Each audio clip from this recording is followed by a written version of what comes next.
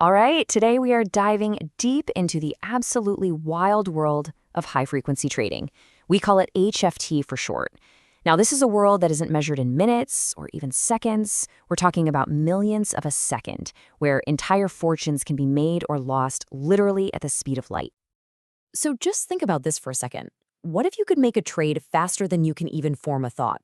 Faster than you can blink? Well, that's not some plot from a sci-fi movie. It's the everyday reality in today's financial markets. Yeah, that's 1 microsecond, a millionth of a second. To give you some perspective, the blink of an eye takes about 300,000 microseconds. It's a slice of time that's almost impossible for us to even comprehend. But in the world we're about to explore, a microsecond, well, it can be an eternity. And that right there, that gets to the absolute heart of it. In high-frequency trading, one single microsecond is the gap between making a fortune and losing one. So today, we're going to break down the incredible tech and the clever strategies behind this game, where speed is quite literally everything. Okay, first up, trading at light speed. So what exactly is high-frequency trading? Well, it's not just about being fast. It's a full-blown technological arms race where companies will spend billions of dollars just to shave off a few nanoseconds. So let's break it down. At its core, HFT is an automated system that uses unbelievably powerful computers to fire off a massive number of orders in tiny fractions of a second. Now, this market is pretty much run by a handful of specialized firms. You might have heard of them, places like Virtue, Jump, and Citadel. And get this, HFT now makes up over half of all US stock trading volume. They're not making long-term bets, buying and holding. Nope. They're using these super complex algorithms to profit from tiny little price differences that might only exist for a moment. Which brings us to the next big question. How on earth do they make money doing this? Well, their playbook has nothing to do with traditional investing. This is all about using pure, unadulterated speed to exploit these fleeting glitches in the market that most of us would never, ever see. Okay, so one of their main strategies is called latency arbitrage. Think of it like having a superpower that lets you see a few microseconds into the future. These HFT firms pay a ton of money for super fast, direct data feeds straight from the stock exchanges. That information gets to them just a hair faster than the official public feed that everybody else sees. And that tiny time gap, that latency, that's their crystal ball. It gives them a brief window to see where a stock price is going and make a trade before the rest of the market even knows what's happening. And then there's another really clever strategy called pinging. It's basically a digital sonar for the stock market. The HFT firms will send out thousands of tiny, rapid-fire orders. Now, their goal isn't actually to buy anything. They're just trying to see if those little orders bump into a huge hidden order from a big institution. The second they get a ping back, bam, they've found a whale. They've just mapped out the hidden landscape of the market and now know exactly how to trade against it.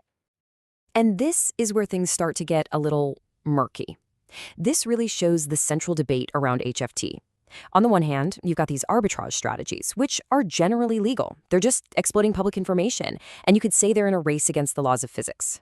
But on the other hand, some of these tactics get awfully close to something called front-running. That's where you use your speed to sniff out another trader's big order and basically jump in line ahead of them. And that is highly controversial. It stops being a race against physics and becomes a race against other people. So, where are all these high-speed battles actually taking place? Well, the answer is deep inside the digital guts of the market itself. Welcome to the digital arena. A key battlefield is the dark pool. Sounds pretty ominous, right? They're basically private exchanges where the list of buy and sell orders is totally hidden.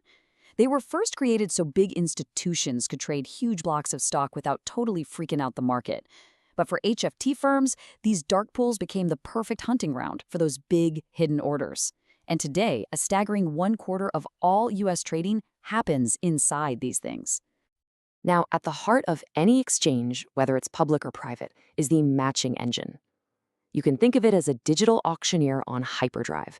It keeps a running list of every buy and sell order, it takes in millions of new orders every second, and then it uses a set of rules, usually first in, first out, to match buyers and sellers and execute the trade.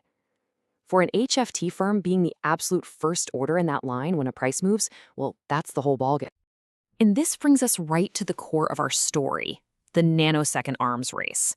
This is a constant, high-stakes technological war where firms spend hundreds of millions of dollars just to be a tiny fraction of a second faster than the competition. It's a war against latency, and really, it's a war against physics itself. This timeline really shows you the crazy evolution here. At first, it was simple, just lace straighter fiber optic cables. But then came a huge leap, microwave towers. Why? Simple physics. Light travels about 30% faster through air than it does through glass fiber. And today, the race has moved on to even more exotic stuff, like hollow core fiber and these specialized computer chips called FPGAs, all in this relentless push to shave off every single nanosecond they possibly can. This chart just puts it all in perspective. It's wild. So one company laid this state-of-the-art fiber cable from Chicago to New York and got the round-trip time down to 13 milliseconds. Impressive. But just a few years later, microwave networks cut that to under 9 milliseconds. That 4-millisecond advantage is worth billions of dollars. And you can see how they are just creeping closer and closer to the theoretical limit, the actual speed of light. But the race isn't just happening between cities, it's also happening inside the computers themselves. There's this key technique called kernel bypass. Okay, so think of a computer's operating system as a busy city center with tons of traffic and stoplights. Kernel bypass is like a VIP expressway that lets the trading data zoom directly to the network card, skipping all that internal traffic completely. So what kind of difference does that make? Well, using kernel bypass can slash the delay for a single operation from 1.5 microseconds down to just half a microsecond. Now, I know, saving 1 microsecond sounds like nothing, but when your algorithm is doing this millions of times a day, it adds up to a massive, massive competitive advantage. And this brings us to the ultimate weapon in this whole speed arms race, the FPGA.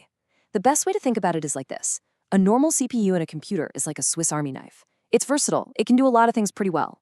An FPGA, though, is like forging a custom tool for one and only one specific job. It's a chip that is physically configured at the hardware level to do one thing, like run a trading algorithm, and to do it faster than any general-purpose chip ever could. So after all this, where does the race go from here? I mean, as firms get closer and closer to the speed of light in traditional markets, they've got to start looking for new arenas, new places where speed still gives them a massive edge. And the new frontier is pretty clear. It's cryptocurrencies. All the same strategies, all the same technologies are now being unleashed on the crypto world. And it makes sense, right? This market is decentralized, it's open 24/7, and it's full of exactly the kind of latency and arbitrage opportunities that HFT firms absolutely love. You're even seeing crypto exchanges start to offer co-location services, basically inviting these firms to come set up their servers right next door. The arms race has found a whole new battlefield. This quote from Saurav Ghosh, an industry veteran, really just sums it all up. The pressure is absolutely relentless. In the world of HFT, you don't innovate to get ahead, you innovate just to survive. If you fall behind by even a few microseconds, you might as well just be standing still. You're done. Which leaves us with this final question to think about. In this relentless race to zero, this push ever closer to the speed of light, what is the ultimate price of all this speed? What does it mean for the fairness of our markets, for their stability, and for the very idea of what investing is? It's definitely something worth pondering.